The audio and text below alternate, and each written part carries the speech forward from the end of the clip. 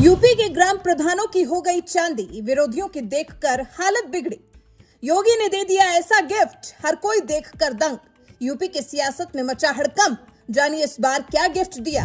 पंचायत चुनाव से पहले योगी का बड़ा दाव, प्रधानों के बाद जिला पंचायत अध्यक्षों की हुई चांदी। कार्यकाल खत्म, लेकिन हाथ से नहीं गई जिम्मेदारी। क्या मिशन 2027 के लिए तैयार हुआ नया चक्रव्यूह? 75 जिला पंचायत अध्यक्ष बने प्रशासक। ब्लॉक प्रमुखों के लिए भी जल्द आ सकता है बड़ा फैसला।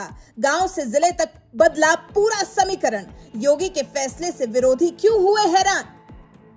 कहते हैं दिल्ली और लखनऊ की सत्ता का रास्ता गांव की पगडंडियों से होकर गुजरता है, और यूपी की राजनीति में अगर किसी ने गांव का गणित समझ लिया तो चुनावी खेल का आधा मैदान वहीं तैयार हो जाता है।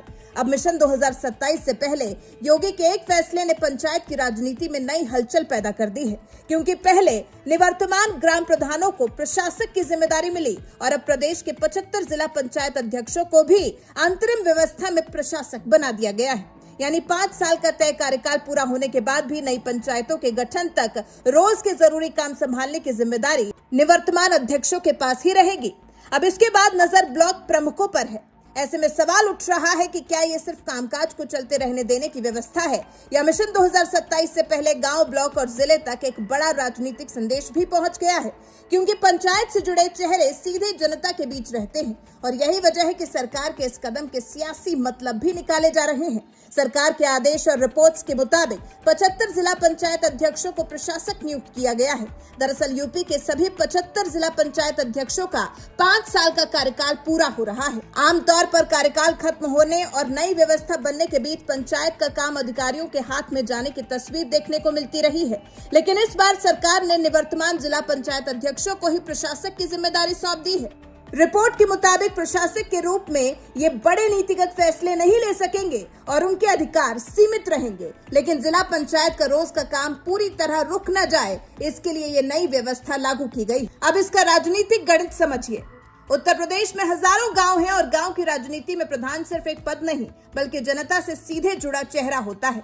किसी की सड़क का मामला हो, नाली की परेशानी हो, सरकारी योजना की जानकारी हो या गांव का कोई दूसरा काम, लोग सबसे पहले स्थानीय प्रतिनिधि के पास ही पहुंचते हैं। जिला पंचायत अध्यक्षों का भी जिले की ग्रामीण राजनीति में अपना असर होता है। ऐसे में जब निवर्तमान पंचायत प्रतिनिधियों को ही अंतरिम जिम्मेदारी मिलती है तो उनका जनता से संपर्क बना रहता है। यहीं से मिशन 2027 की चर्चा शुरू हो रही है। राजनीतिक नजरिए से देखें तो बीजेपी के लिए गांव और पंचायत स्तर का मजबूत संपर्क बेहद अहम है। हालांकि सरकार ने इस आदेश को प्रशासनिक व्यवस्था के तौर पर लागू किया है और इसे चुनावी रणनीति बताने की कोई आधिकारिक पुष्टि नहीं है। फिर भी 2027 से पहले इतने बड़े ग्रामीण ढांचे से जुड़े फैसले का राजनीतिक असर जरूर देखा जाएगा, क्योंकि विधानसभा चुनाव सिर्फ बड़ी रैलियों से नहीं जीते जाते। गांव में किसकी बात सुनी जा रही है और जनता किस स्थानीय चेहरे पर भरोसा करती है, ये भी चुनाव का बड़ा गणित बनता है। अब ब्लॉक प्रमुखों की बात भी समझिए। जिला पंचायत अध्यक्षों को प्रशासक बनाए जाने के बाद रिपोर्ट्स में कहा गया है कि ब्लॉक प्रमुखों के लिए भी इसी तरह की व्यवस्था लागू हो सकती है। उनका कार्यकाल 19 जुलाई को पूरा होना है और इस संबंध में अलग आदेश आने की संभावना जताई गई है। अगर ऐसा होता है तो गांव से लेकर ब्लॉक और फिर जिला पंचायत तक अंतरिम व्यवस्था में पुराने निर्वाचित चेहरों की भूमिका बनी रह सकती है। यही वजह है कि विपक्षी दल भी पंचायत से जुड़े हर फैसले पर नजर रखेंगे। अखिलेश यादव पहले ही पीडीए चौपाल और जमीनी संगठन के जरिए गांव तक पहुंच बढ़ाने में जुटे हैं।